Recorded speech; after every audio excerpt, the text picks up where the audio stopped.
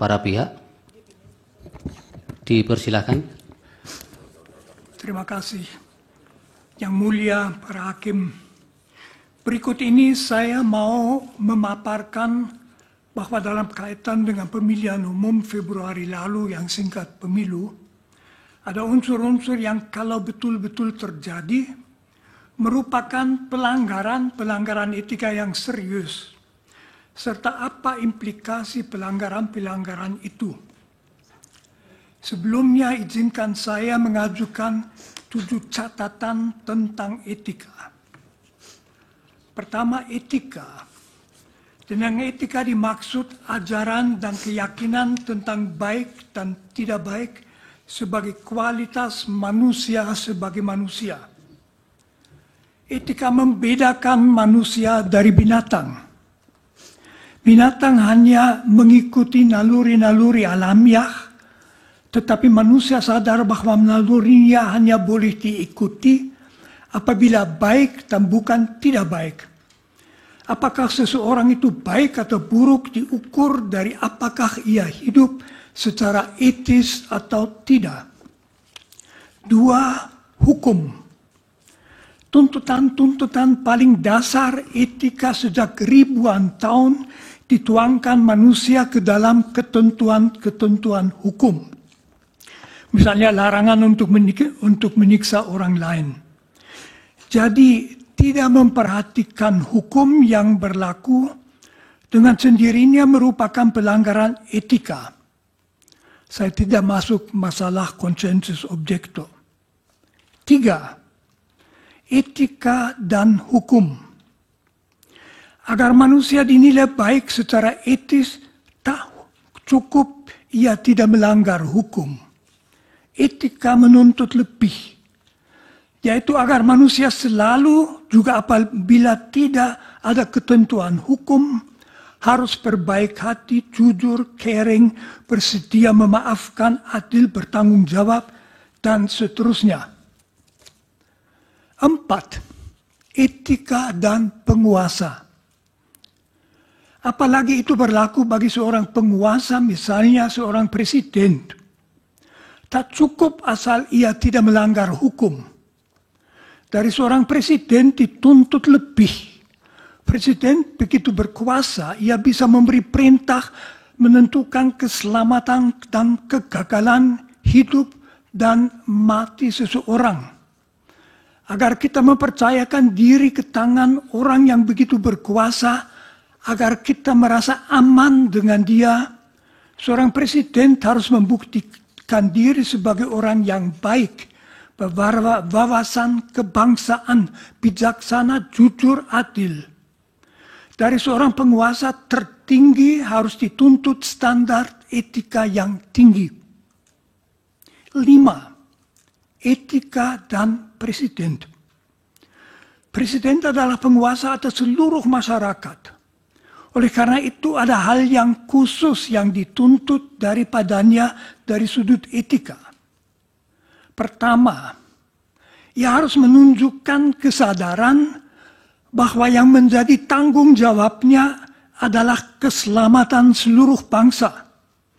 Segala kesan bahwa ia misalnya memakai kekuasaannya demi keuntungannya sendiri atau demi keuntungan keluarganya adalah fatal.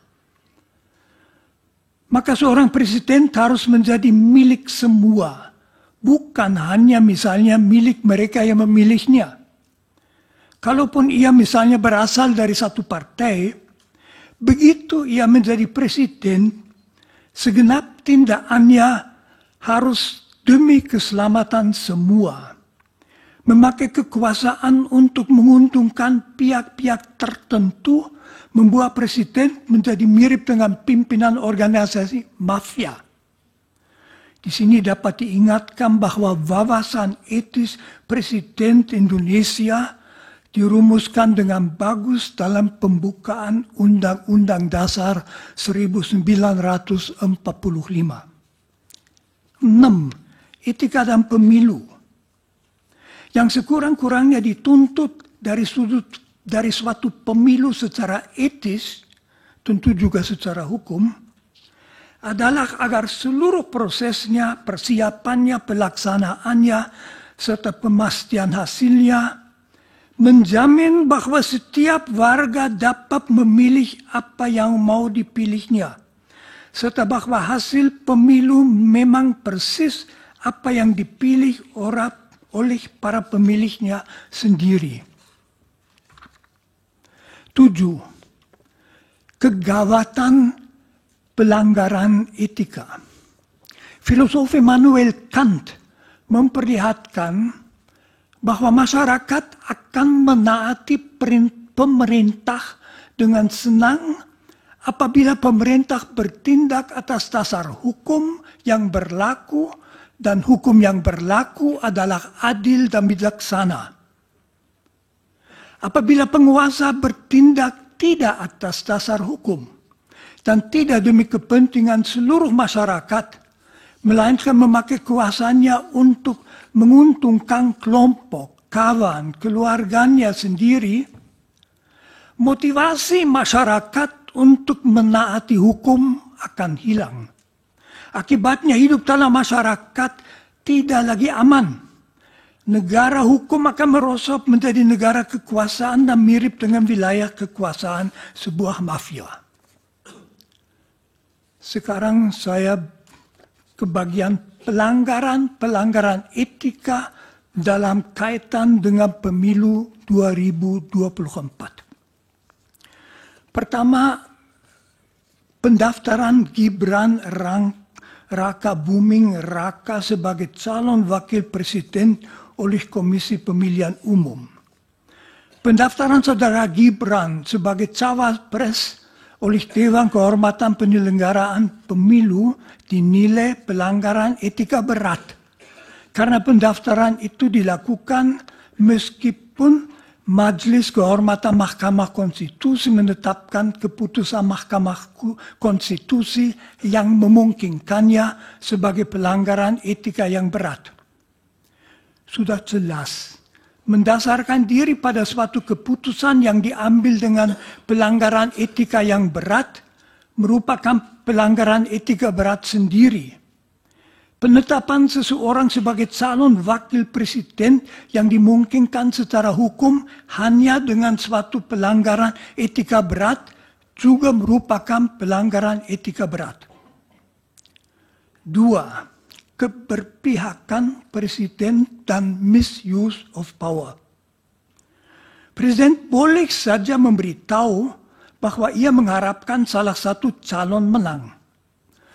Tetapi begitu ia memakai kedudukannya, kekuasaannya untuk memberi petunjuk pada ASN, polisi militer, dan lain-lain untuk mendukung salah satu paslon, serta memakai kas negara untuk membiayai perjalanan-perjalanan dalam rangka memberi dukungan kepada paslon itu, ia secara berat melanggar tuntutan etika bahwa ia tanpa membeda-bedakan adalah presiden semua warga negara termasuk semua politisi.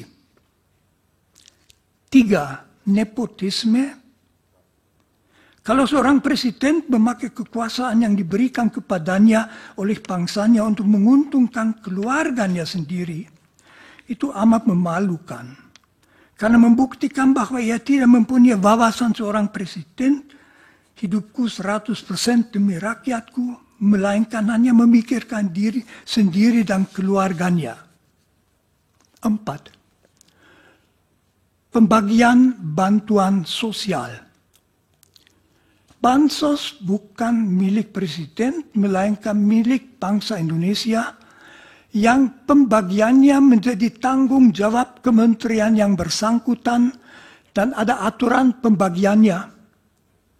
Kalau presiden berdasarkan kekuasaannya begitu saja mengambil bansos untuk dibagi-bagi dalam rangka kampanye paslon yang mau dimenangkannya, maka itu mirip dengan seorang karyawan yang diam-diam mengambil uang tunai dari kas toko. Jadi itu pencurian, ya pelanggaran etika. Itu juga tanda bahwa ia sudah kehilangan wawasan etika dasarnya tentang jabatan sebagai presiden, yaitu bahwa kekuasaan yang ia miliki bukan untuk melayani diri sendiri, melainkan melayani seluruh masyarakat. 5 dan terakhir, manipulasi-manipulasi dalam proses pemilu yang jelas. Kalau proses pemilu dimanipulasi itu merupakan pelanggaran etika berat karena merupakan pembongkaran hakikat demokrasi. Misalnya kalau waktu untuk memilih diubah atau perhitungan suara dilakukan dengan cara yang tidak semestinya. Praktek semacam itu memungkinkan kecurangan terjadi yang sama dengan sabotase pemilihan rakyat, jadi suatu pelanggaran etika yang berat. Terima kasih. Terima kasih, Romo. Dari kuasa hukum pemohon ada yang... Kami akan diwakili oleh Saudara Henry Yosodiningrat dan Saudara Andi Ignatius yang mulia. Silakan Pak Henry. Terima kasih yang mulia.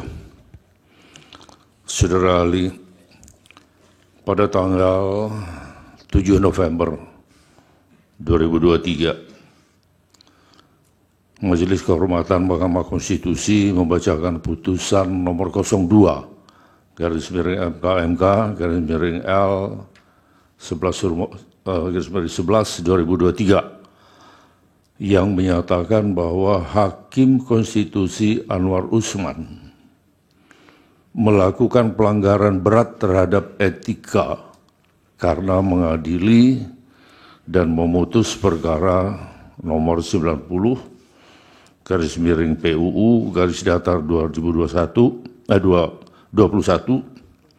garis miring 2023 dengan potensi benturan kepentingan yang kemudian memberikan keuntungan pada kerabatnya, yaitu Gibran Raka Buming Raka.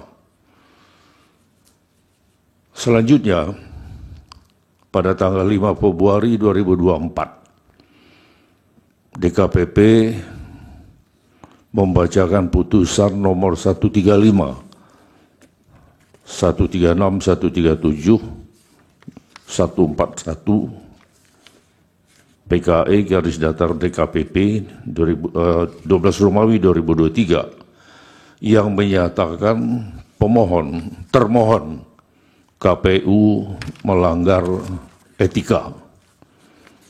Bahkan ketuanya diberikan sanksi peringatan keras terakhir karena termohon menerima pendaftaran Gibran Raka Buming Raka tanpa terlebih dahulu melakukan perubahan peraturan KPU nomor 19 tahun 2023. Hal ini menunjukkan bahwa awal mula kontestasi Gibran Raka Buming Raka dalam Pilpres 2024 adalah pelanggaran etika berat. Menurut ahli, apakah dua pelanggaran etika ini hanya berhenti pada pernyataan dan sanksi etika saja?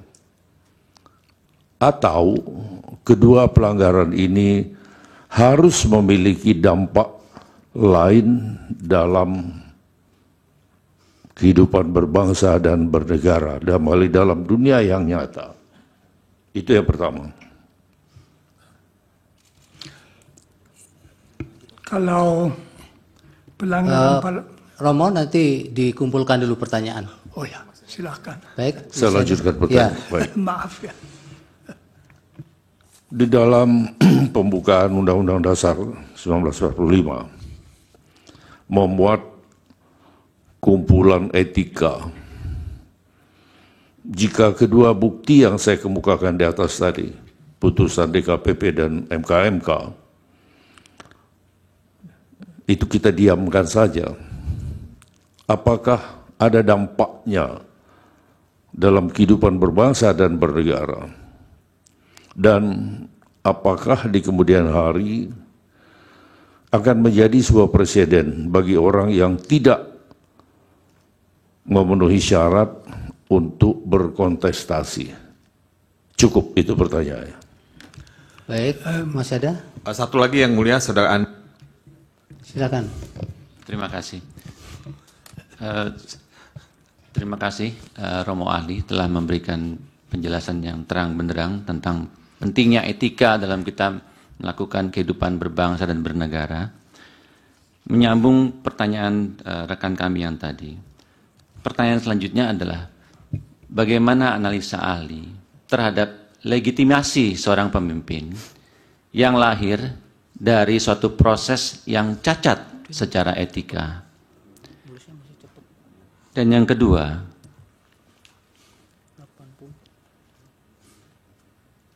jika proses etika atau keputusan etika tadi tidak ditindaklanjuti, apakah proses hukum bisa melakukan koreksi terhadap adanya pelanggaran-pelanggaran etika yang terjadi berulang kali, agar di kemudian hari perjalanan kita dalam berbangsa dan bernegara tidak tercipta presiden yang buruk sehingga jadi lebih baik?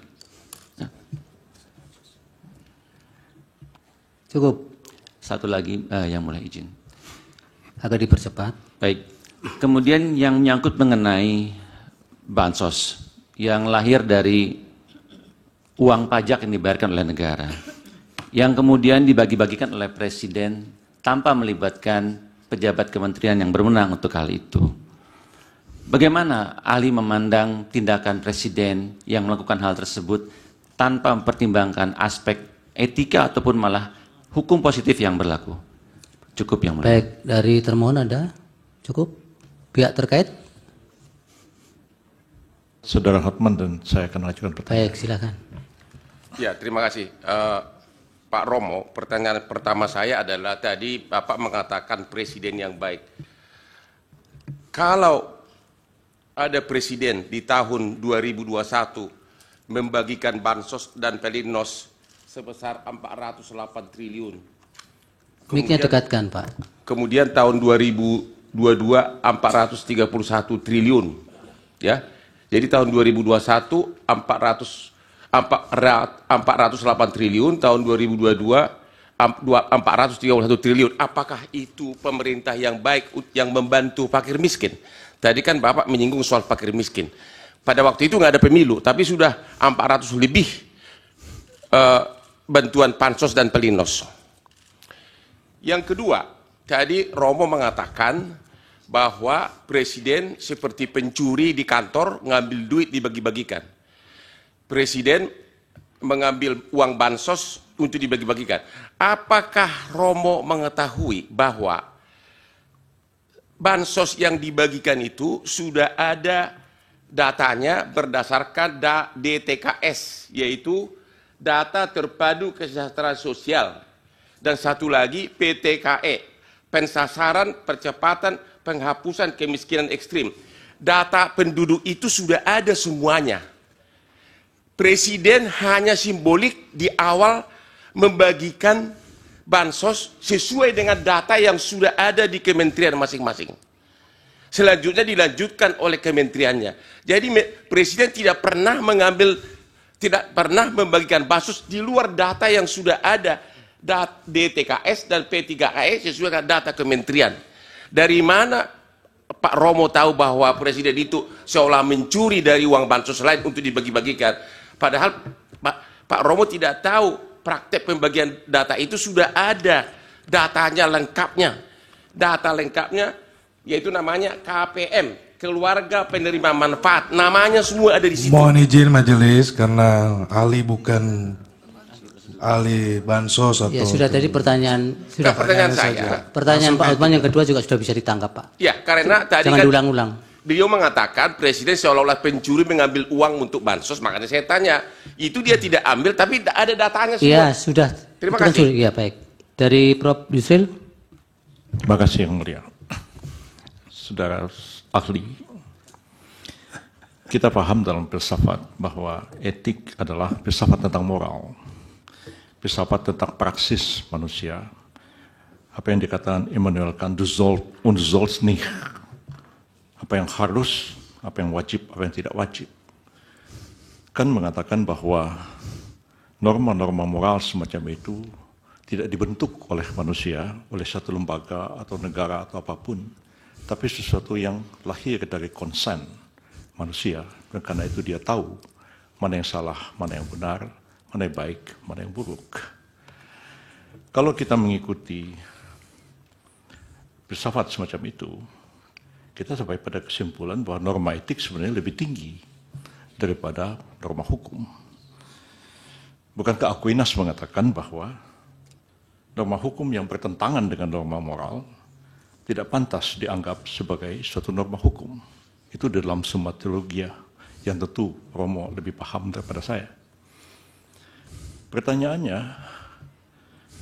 pada sisi lain kita mengenal teori tentang hierarki perundang-undangan, hierarki norma di dalam hukum itu sendiri. Kita mengenal ada norma yang lebih tinggi, yang bersifat lebih mendasar, ada norma menengah, ada norma rendah, ada norma yang bersifat pengaturan-pengaturan teknis. Saya agak khawatir Romo confuse, Romo, antara etik dalam filsafat dan etik yang dibicarakan dalam forum ini, yaitu etik yang terkait dengan kode etik yang menjadi kewenangan dari Mahkamah MK, jadi kewenangan DKPP untuk melakukan pemeriksaan dalam satu proses peradilan etik. Etik seperti itu, saudara saksi, agak berbeda dengan etik yang kita pahami dalam filsafat. Dan berbeda konteksnya dalam hierarki norma-norma. Kalau merujuk kepada Kant, merujuk kepada Aquinas, merujuk kepada Ibnu Hazm atau Imam Ghazali, Prof. Yusuf terlalu lama. teks di atas. Pertanyaan apa? Ya, pertanyaan akan segera. Tapi kode etik yang sekarang ini adalah kode etik yang diperintahkan oleh undang-undang. Dalam undang-undang MK, dalam undang-undang KPK, dalam undang-undang advokat. Dan itulah yang diadili, yang dijadikan dasar mengadili pelanggaran kode etik. Bukan pelanggaran kode etik seperti yang dipahami oleh Immanuel Kant dan Thomas Aquinas. Apakah Romo bisa membedakan antara norma dalam filsafat, norma etik dalam filsafat, dan norma etik dalam pengertian norma etik yang dibentuk atas perintah satu undang-undang yang kedudukannya tidak akan mungkin lebih tinggi daripada undang-undang itu sendiri? Persoalannya adalah, apakah pelanggaran etik dari filsafat membawa implikasi kepada penyelenggaraan negara harus begini seperti yang Romo katakan? Ataukah pelanggaran kode etik sebagai code of conduct di dalam norma etik yang dijadikan dasar keputusan DKPP dan MK, apakah itu akan menggeser satu keputusan yang didasarkan atas norma undang-undang? Mohon Romo jelaskan persoalan ini. Baik, dari Bawaslu ada pertanyaan? Dari Hakim yang mulia Prof. Arief, silakan Prof. Baik, terima kasih Yang Mulia Ketua.